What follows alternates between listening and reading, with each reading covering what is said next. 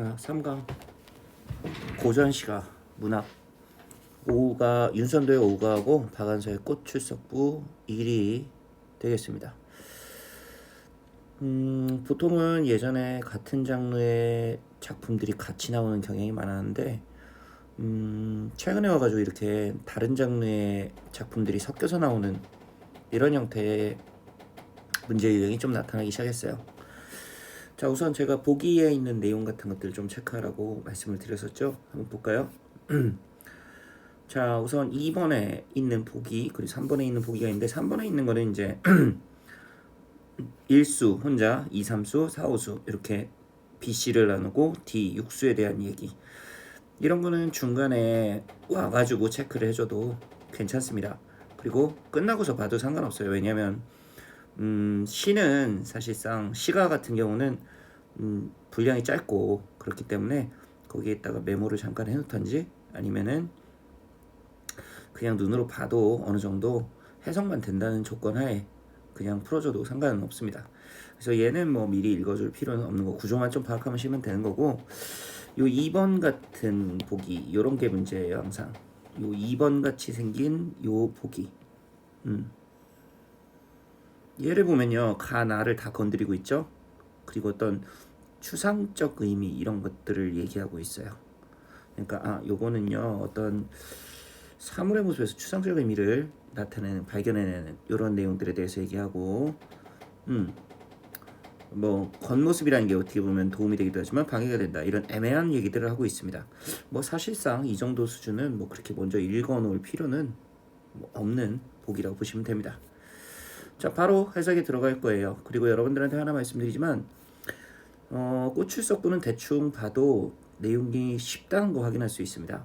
왜? 수필이니까. 그리고 뭐 자기가 직접 겪었던 일들에 대한 이야기를 진솔하게 하는 일기 형태의 수필이에요. 그렇기 때문에 문학에 자신 없는 친구들 같은 경우는 꽃출석부를 먼저 보시고, 그런 다음에 편하게 나의 내용을 먼저 1차적으로 분류해내는 것도 괜찮지만 가급적 그렇게 하지 마십시오. 왜냐면 제가 늘 말씀드리지만 수능은 시간과의 싸움입니다. 이렇게 쉬운 작품인데 어때요? 오래 읽어야 되는 작품이기 때문에 가급적 여러분들은 요 시, 여기에 나오는 오후가 같은 짤막한 시를 정확하게 분석을 해서 해석하는 능력을 키우셔야 됩니다. 그래서 가에서 1차적으로 싹 훑어낼 거 훑어내시고, 그 다음에 나에서는 좀 필요한 것만 좀 읽을 수 있게 조건을 만들어 주시는 게 중요해요. 자, 한번 볼까요? 오후가 하기 전에 우선 윤선도라는 사람은 좀 이름을 알아두십시오. 중요합니다. 중요한 인물들이 몇 명 있어요. 고전시가에서 윤선도, 뭐 정철, 뭐 이런 사람들이 있는데 그 중에 한 명입니다. 네, 시조를 굉장히 잘 쓴 그런 시조의 대가라고 볼 수 있어요. 자, 윤선도는 어릴 적에 뭐 하여튼 뭐 조선시대 기공자라고 보시면 됩니다. 기공자예요. 그런 다음에 벼슬을 하게 되는데 하필이면 좀 그 반대파들이 힘이 워낙 막강하고 시대도 이따가 병자호란 때예요. 네, 병자호란 이렇게 일어나고 그럴 때라서 하여튼 시대도 잘못하고 났고 어떤 반대파도 너무 막강하고 그래가지고 귀양을 여러 번 다녀옵니다. 그러면서 내가 이렇게 살아 뭐하나 하고서 뭐 말년에는 거의 자연에서 묻혀져가지고 속세를 등지고서 이렇게 많이 살았어요. 그래가지고 귀향을 많이 가서 그냥 자연에 은거했다. 요때 많이 글을 썼습니다. 요때. 자, 요 작품도 그때 썼다라고 보시면 돼요. 정확한 연도는 모르는데 하여튼 이렇게 자연 친화적이고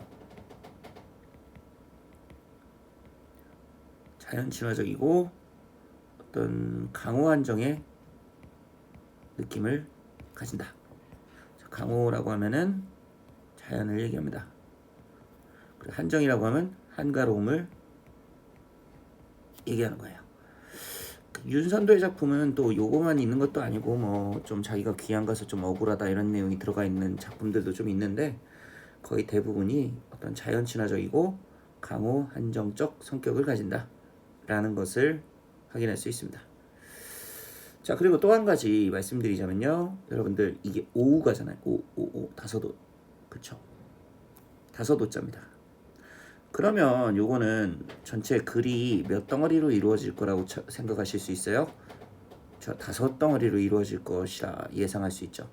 근데 얘는 총 몇 수입니까? 1, 2, 3, 4, 5, 6. 6개의 수로 돼 있죠. 자, 이 이유가 뭐냐면 여기까지 요 2수에서 6수까지가 본론입니다. 그림 너무 삐뚤빼뚤하다. 잠깐만요. 다시 한번.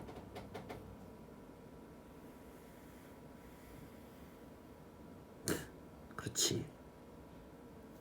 이렇게 여기까지가 이제 오후가의 진짜 내용이에요. 요 일수가 뭐냐면요. 일수가 여는 글이라고 생각하시면 됩니다. 글씨가 오늘따라 잘 안 써지네요. 다시 쓸게요. 자, 일수를 여는 글이라고 보시면 됩니다.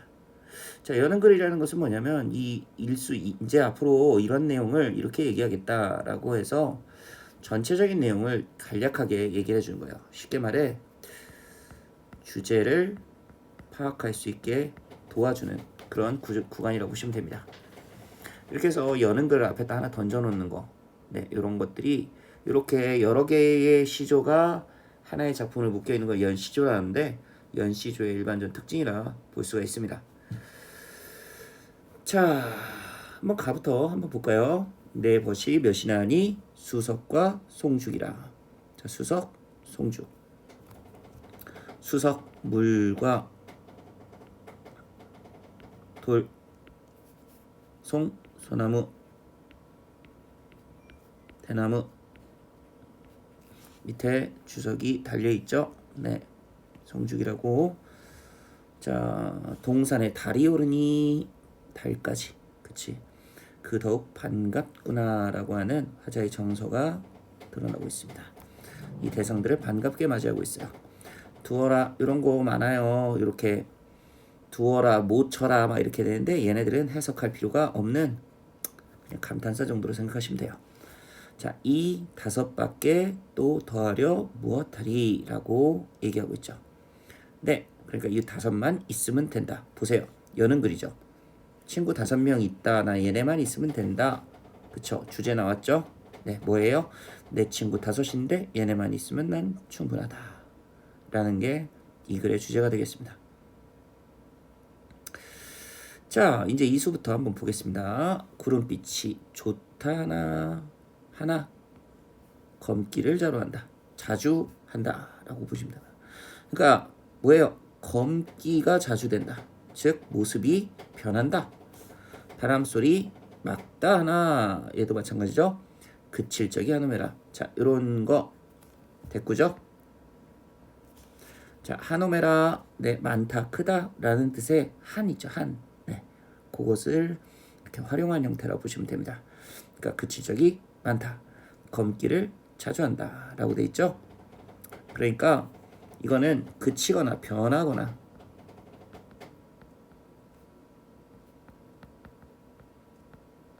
이런 한결같이 못한 그런 존재들을 얘기하는 겁니다.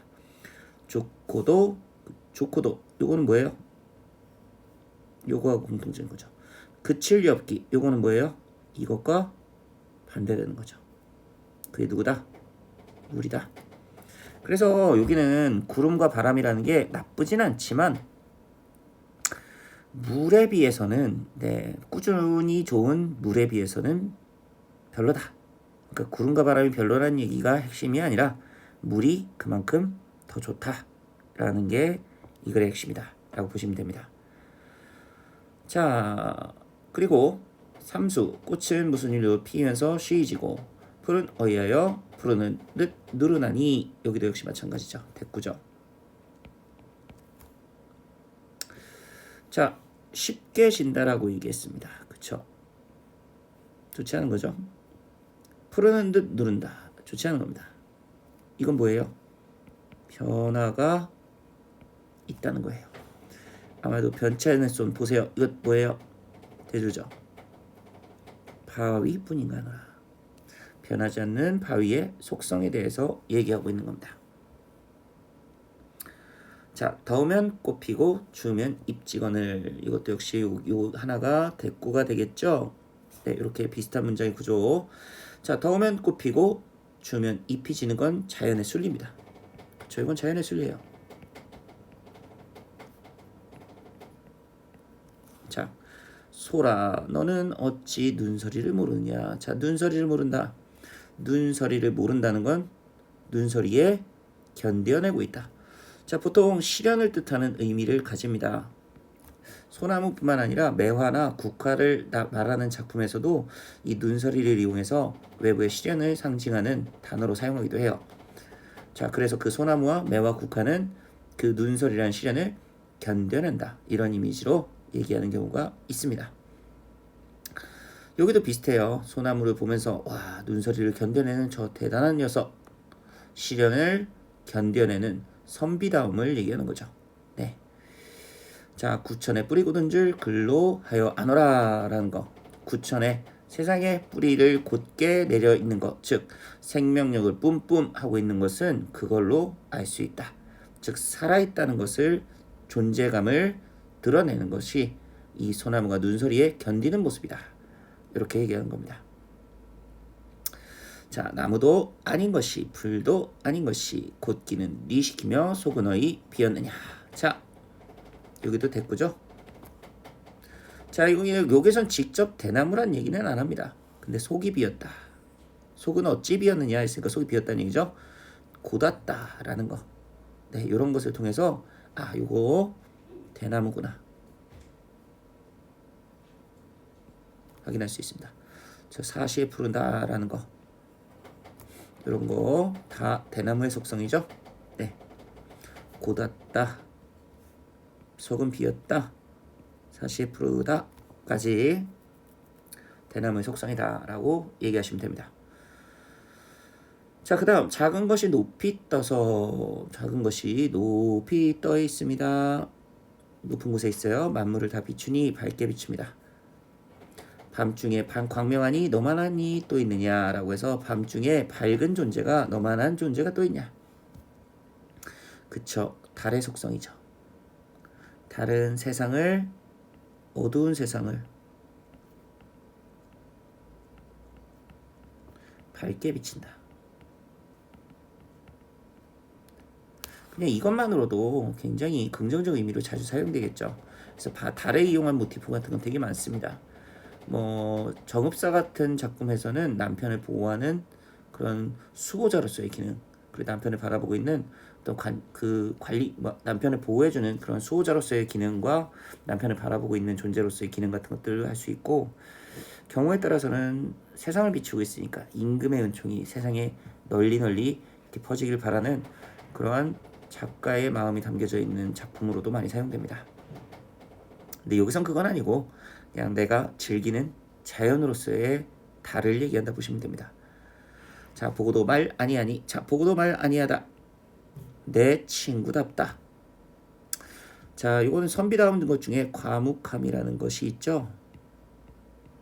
과묵한 어떤 달의 성품, 그걸 이용하고 있다라는 것을 확인할 수 있습니다. 보세요. 일수에서 여는 거라고 각각 한 수씩 그 5친구의 이야기들을 쭉 나열하고 있죠. 네, 이런 게 연시조의 스타일이니까 알아두시면 되겠습니다. 자, 이제 가 내용 끝났으니까 우선적으로는 가 단독 문제인 3번 문제를 풀고, 그 다음에 기억 아까 나왔을 때 좀 체크했어야 되는데, 자, 우선 3번 4번 순으로 보겠습니다.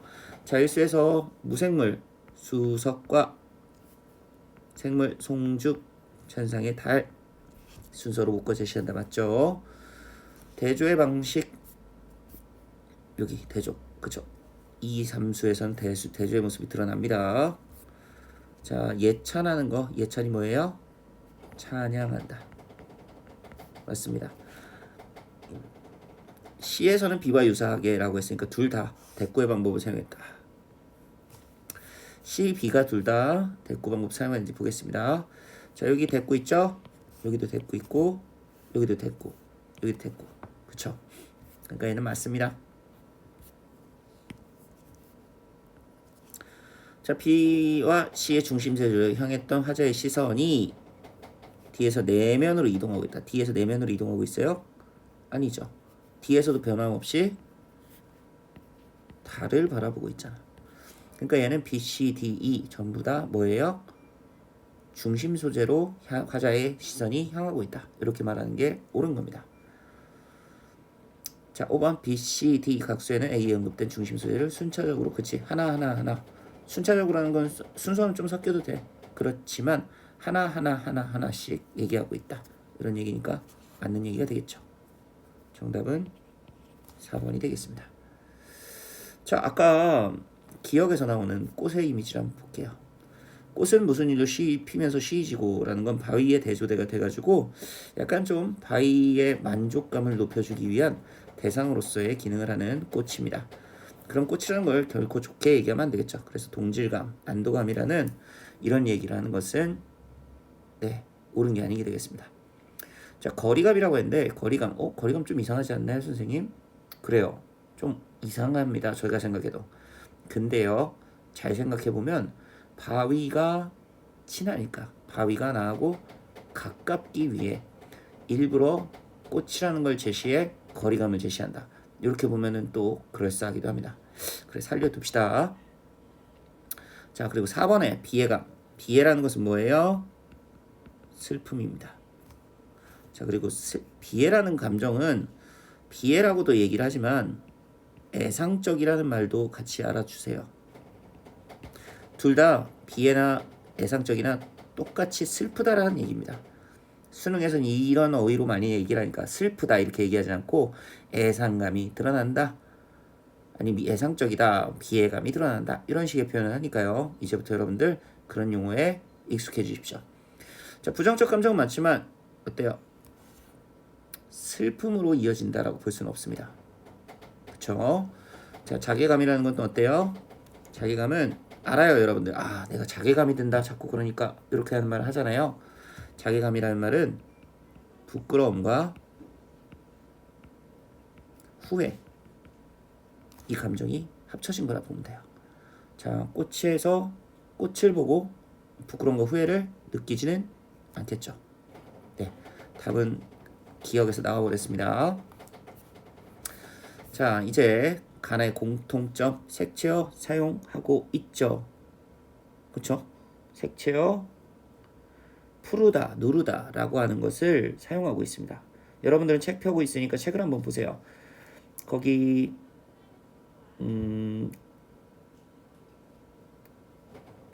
삼수에서 푸르다, 누르다 얘기하는 것도 있고, 그리고 오수에서 사시의 푸르니 이렇게 해가지고 대상을 감각적으로 표현한 색채어를 사용했다는 거 확인할 수 있습니다.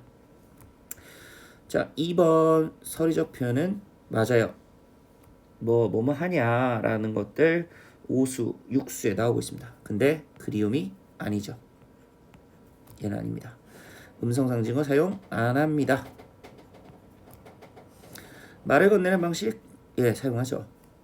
네, 어디 사수에서 소라 너는 어찌 눈소리를 모르느냐라고 했어요. 살려두십시오. 자, 반어적 표현 사용이라는 거 요거는 아닙니다. 요거는 약간 풍자하는 작품에서 많이 나와요. 고전에서는. 풍자가 뭐예요? 비꼬면서 사람들 비웃는 듯이 얘기하는 거. 그쵸? 네, 그런 것들에서 많이 나오기 때문에 얘는 관련이 없습니다. 자, 그리고 2번 같은 경우도 어때요?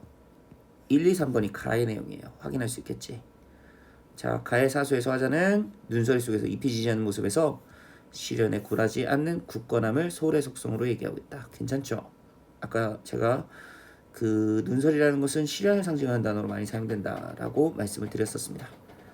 자, 그리고 사계절 푸름에 잃지 않는 모습, 이것을 통해 꿋꿋한 대나무의 속성이다. 괜찮아요. 자, 육수에서 달이 높이 떠 있다는 거 보고도 말 아니하는 것이 과묵함과 이어지는 것까지 괜찮아. 방해된다고 했습니까? 근데 아니죠. 문학 문제 이런 거 조심하세요. 맞게 잘 진행하다가 뒤에서 팽팽 틀어버립니다. 과묵함만 여기 딱 보고서 그냥 넘어가는 사람들 되게 많아요. 그런 사람들 낚으려고 낸 문제입니다. 3번 답 나왔죠? 나 내용에서 확인할 필요가 없습니다. 자, 이쯤 됐을 때 우리가 답이 무려 3개나 나왔어요. 그리고 1번 같은 경우는 둘 중에 하나만 찾으면 됩니다. 그러면 여러분들 이 타이밍에서 꽃 출석부를 그냥 읽어서 쭉 해석하시는 것도 좋지만 좀 요령을 한번 피워보세요. 실전에서는 우리가 여기서 요령을 한번 피워볼 수가 있습니다. 어떻게? 시간을 아껴야 되니까. 1번의 가나의 공통점, 이 문제 잘 보시면 1번하고 4번 문제 보면 내용과 관련되어 있는 문제가 아니에요. 뭐만 찾으면 돼요? 색채어가 사용됐는지 안 됐는지, 말을 건네는 방식이 사용됐는지 안 됐는지만 확인하시면 된다는 겁니다. 빨리 가서 볼까요? 샛노란, 진한 황금색 보입니까? 샛노란 꽃 보이시죠? 얘는 색채어가 사용이 정확하게 되고 있습니다. 1번이 답이에요. 실제로 말을 건네는 방식 찾아보시면 나에선 나오지 않습니다. 한번 찾아보시면 돼요. 자, 그런 다음에 A에 대한 문제. 자, A 부분 문제잖아. 여기 출석부. 분명히 이거는요, 얘의 뜻을 물어보는 문제예요. 자, 이런 경우 이건 문학에 한정됩니다. 문학에 한정되는 방식이에요. 어떤 부분을 물어보는 문제는 그 앞에 두 문장과 뒤에 두 문장 정도만 읽어보시면 전체적인 분위기를 파악하는데 문제가 없습니다. 그러니까 여기부터 여기까지만 읽으면 된다는 거예요. 네, 여러분들 읽어보시면 아시겠지만 이 출석부라는 건요, 어떻게 이름을 모르는 100번이라는 숫자 나오지 않을 것이다. 그리고 멋대로 피고지면 이름이 궁금하지 않았을지도 모른다 라는 것에서 결정적으로 나오죠. 이 출석부라는 것은 말 그대로 이 식물들에 대한 애정과 관심에서 비롯되었다는 것을 확인할 수 있었습니다. 자, 문제에서 그런 내용이 나오는 걸 한번 찾아보면 돼요. 이게 글쓴이의 소망? 아니죠. 자신을 돌아보는 태도? 아닙니다. 조급함? 더더욱이 아니죠. 애정과 기대감, 이거죠. 주변 사람과 함께 즐기기 바라는? 아니에요. 그냥 그 식물 자체에 대한 애정이라고 보시면 됩니다. 4번이 되겠죠. 자, 이렇게 보시면 어때요? 지금 1번부터 5번까지 문제를 싹 푸는데 한 작품은 거의 체크만 하듯이 이렇게 읽어서 넘어갈 수가 있는 부분입니다. 여러분들이 학습을 할 때 이런 태도를 보이는 거는 바람직하지 않아요. 솔직하게. 네, 학습은 진짜 꾸준히 읽어서 정확한 해석을 통해 풀어주는 게 좋은데, 여러분들이 실전 문제풀이 할 때 이런 방법을 쓰셔야 된다는 겁니다. 그러니까 실전 문제풀이를 하듯이 문제를 1차적으로 풀고 그 다음에 복습을 할 때는 제대로 작품을 뜯어서 읽어보는 거. 네, 그런 두 가지 방법을 동시에 적용하는 그런 풀이 방법을 사용했으면 좋겠습니다. 자, 이번 영상 여기까지고요. 다음 작품에서 다른 영상으로 또 뵙겠습니다.